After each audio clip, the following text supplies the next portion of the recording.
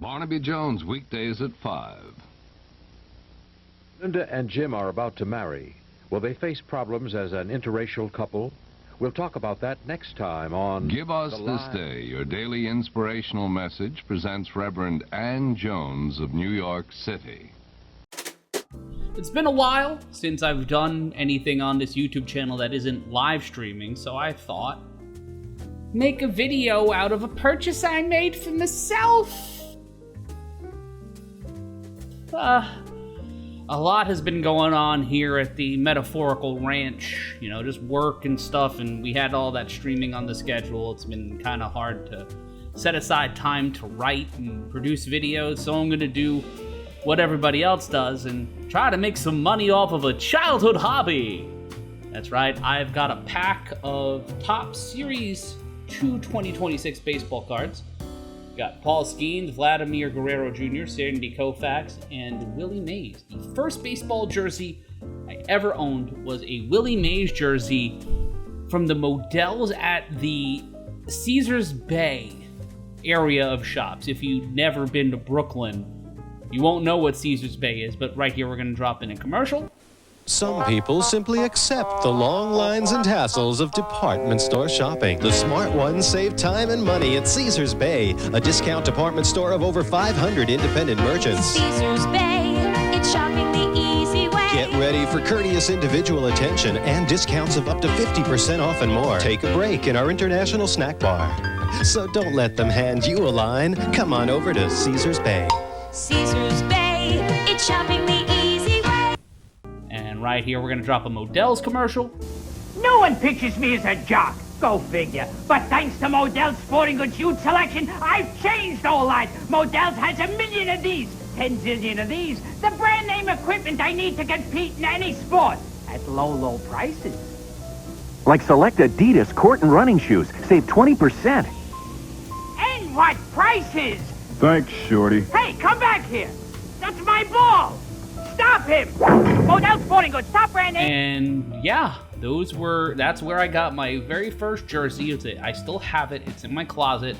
A Willie Mays throwback New York Giants jersey. I want to say this was like 96, 97. Like when throwbacks were on the horizon. They weren't a real thing yet, but yeah, that was a birthday gift from my uncle. And I need a pen to open this. There's a letter opener behind me, but I'm lazy. Got these from Topps the other day, I think just yesterday, when I'm recording this. There we go.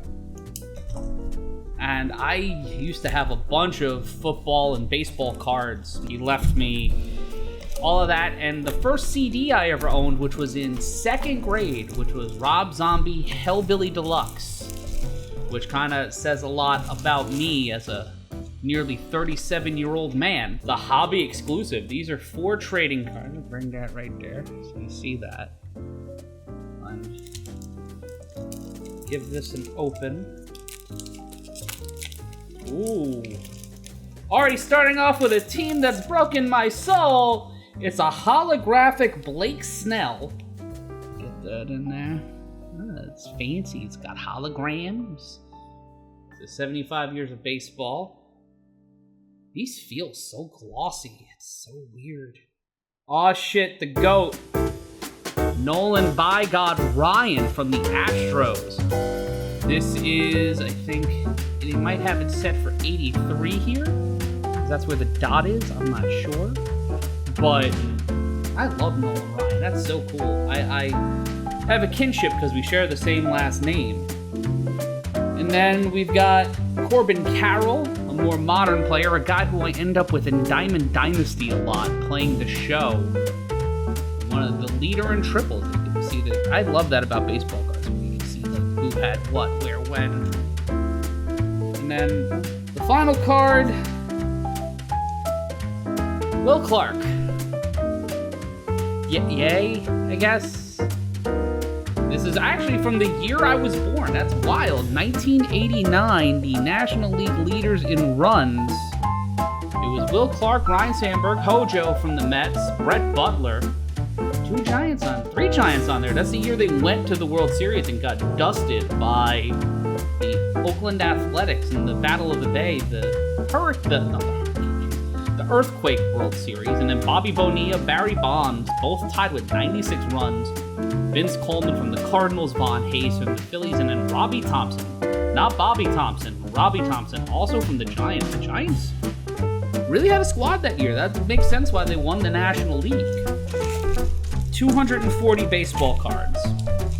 We're going to go through them, and we'll try to note which ones the cool ones are, and talk about stuff, I guess. Knicks have been killing me the last couple of days. Growing up as a New York sports fan, you always have that predisposed anxiety that everything's going to fall apart. If you're a Mets fan, Rangers fan, Knicks fan, fan of any team that's not the Yankees, you really just are always 5 seconds away from an emotional collapse. Connolly Early, that's a 19th century name, that's not a real person. Jack Flaherty. The Angels, just the Angels. We got a Met. We actually got a Met. Luis Torrens, the backup catcher for the Mets, former Mariner, who played for the Mariners, the Cubs, the Padres. He had consecutive season as a Mariner. He went to the Mariners in 20. He was with the Mariners from 20 to 22. Then he was a Cub in 23, and they got traded back to the Mariners. That's a weird journey. Seattle to Chicago and back. I wouldn't want to do. Brian Reynolds. That's actually a great mustache. Brian Reynolds has a top tier mustache. That is some solid mustache game. From Brian Reynolds, not Ryan Reynolds. We've got ourselves a holo of Stephen Kwan. Ambitious foes looking to get an extra bag should beware of Steve's arm in left field, as there's a good chance he's going to cut them down. Kwan led his position with 13 assists and 2 double plays initiated in 2025, while winning his 4th straight defensive award. He paced AL left fielders in putouts, 308, for the 3rd time in his career. Good for him. Blaze Alexander. There's an actual person named Blaze Alexander. I had no idea that was a thing. Brett Rooker in an... Ooh, this is the old design from back when I was a kid. I had a bunch of cards like this back in the 90s. The last time there was a huge trading card boom. Jesus fuck. Thinking about basketball. Thinking of the fact the Knicks could have got a sweep. They didn't. But the collective anxiety of New York will push the power of friendship to a run. Knicks in 5, please, for the love of God. And I never really got to rip or open packs. All the cards I got from my uncle were already in collections and boxes, bagged and stuff. Cutter Crawford. Cutter with a K, and he's a pitcher. Does he throw a cutter? Doesn't say it here, but he's from Okeechobee, Florida. He was born in 1996. Ugh. Oh, the Dirt Dynamos. A little combo card right there. And yeah, look, another old school card. This is an all-star, Pete Crow Armstrong from the Cubs. That's a great name. That's a 19th century baseball name. Pete Crow Armstrong. He was a big part of the Chattanooga Sand Dunes. Yes. Go Sand Dunes. Oh, Smiles. Look at that. It's so nice. Oh. You don't... A Pete Alonso card as an Oriole, Pete Alonso was my favorite Met for a good period of time over the last decade. Him and a lot of members of that pitching staff really had my heart, because they were guys who came up in the system, kind of like a Connor Benj now, and breaks my heart to see him in another uniform, but... At least it's not the Yankees, the Phillies, or the Braves. If it was the Braves, I would have ran into traffic. And now our fancy card from the pack, another glove work card. It's Alex Gordon from the Royals.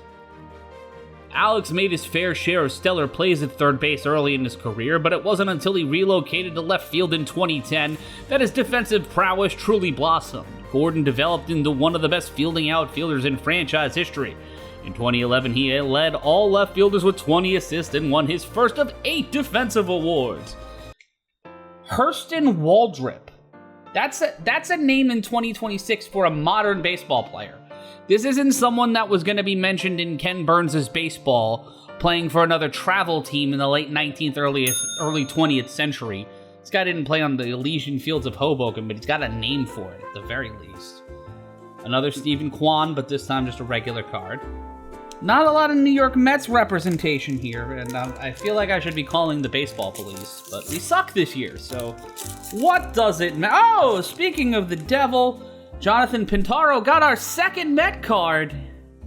A Craig Biggio card. Woohoo! That's cool. Craig Biggio is one of those guys growing up in the 90s. Him and... what the fuck is his name? Jeff Bagwell. Him and Jeff Bagwell, the way they swung a bat, I think influenced a bunch of goofs like me to go like this while we're batting. Just shake the bat back and forth. And I think Vlad Guerrero, too. Another Houston Astros. Another 19th century name, Ryan Mountcastle. Oh, I've got an autograph card. Ooh, it's a player-worn card, too. Fancy. Got the uniform material. And there's the autograph from Cade Horton. We'll see. Oh, my man, Jeff McNeil. Oh, him wearing a modern athletics uniform just makes my heart hurt. Oh, another Met. That's a nice back-to-back. Alejandro Carrillo, a pitcher for the Mets. Sandy Alcantara. One of the best, if not the best pitcher in baseball that's not Shohei Ohtani. Another Wyatt Langford. Ooh, we got a Corbin Carroll hologram. And this is the Braves and Jake Mangum, not Jeff Mangum. Well, in an airplane over the sea, let's take a look at this Corbin Carroll reflective, this holo. The 98th percentile sprint speed that makes Corbin a triples machine also serves him in the outfield where he chases down balls that others can't. A finalist for the Defensive Award in 2025, he produced 10 outs above average thanks to his keen instinct and supreme range. Carroll will slide, dive, or tumble as needed to pluck the ball above the turf. Some good copywriting. I got some good copywriters on my tops. All right, we have 1, 2, 3, 4, 5, 6, 7, 8, 9 packs left. Another Yankee combo card, Muscle Man. It's Aaron Judge and I can't tell you what it is. Oh, Cody Bellinger. Ooh, Sandy Alcantara holo. Hell yeah. Get that up there. It's fancy. Fall Fling. That's the name of a Halloween-themed Hallmark movie. Oddly Rushman, again, another 19th century name. He's from Baltimore. And we've got ourselves a Derek Jeter 2012 card from when he was the hit leader. Look at that. That is a nice card. That is a pretty neat card. Dylan Dingler. That's a great name. Oh shit, a Murakami card. Oh shit, a Murakami rookie card. Yep, this is a Murakami fucking rookie card. Hell yeah. Go crazy, folks, go crazy. It's like Disco Demolition Night during the card pull. Roll the clip. 50,000 people, the largest crowd of the season, showed up at Chicago's Comiskey Park for the twilight doubleheader between the White Sox and the Detroit Tigers. 15,000 others had to be turned away. Many had come for Disco Demolition Night, a promotional gimmick. Between games, as planned, a huge box containing thousands of disco records was blown up.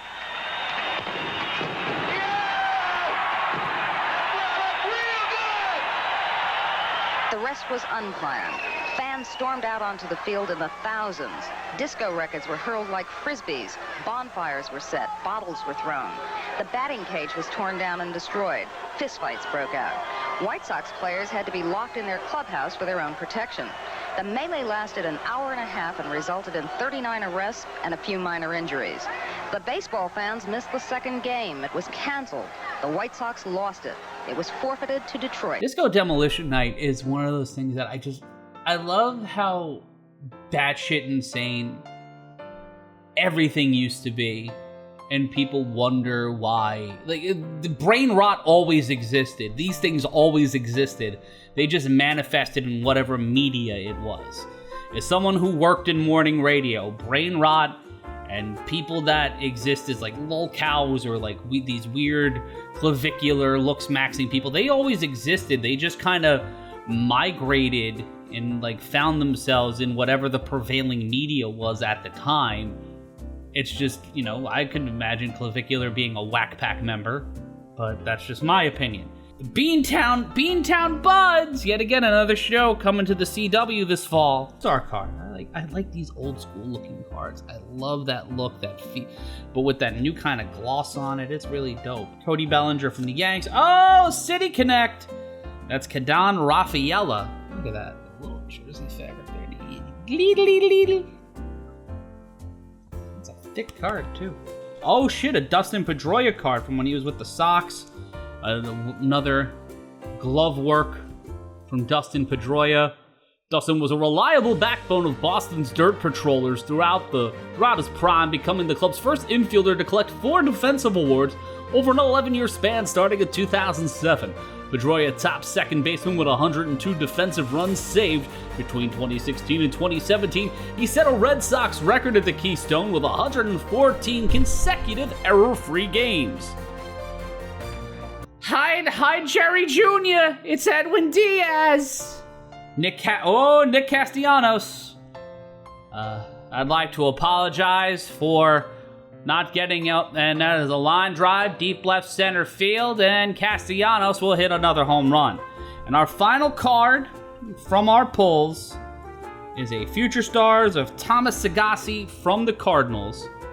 So a pretty good haul. I'd say the Murakami card by far is the potentially most valuable one because of his status coming up in the league. He's a rookie. He's been hitting a lot of bombs, and the Chicago White Sox somehow, some way, spent a lot of money on the guy and won the sweepstakes. So let me know what you think of the cards, if you've pulled anything dope from this year's Pack 2. And if you want more content like this, if you want more content where I'm pulling stuff, talking to you, and giving you my thoughts, be sure to like, comment, subscribe. The people who give me money are in the link in the links in the description below. So if you could give them money so they can give me money, that would be dope. We're going to have more stuff for you soon. I don't know what it is, but we'll have live streams and more stream of consciousness bullshit on this channel as we come to it. All I got to say is, let's go Knicks. See you soon. Channel 2 in New York.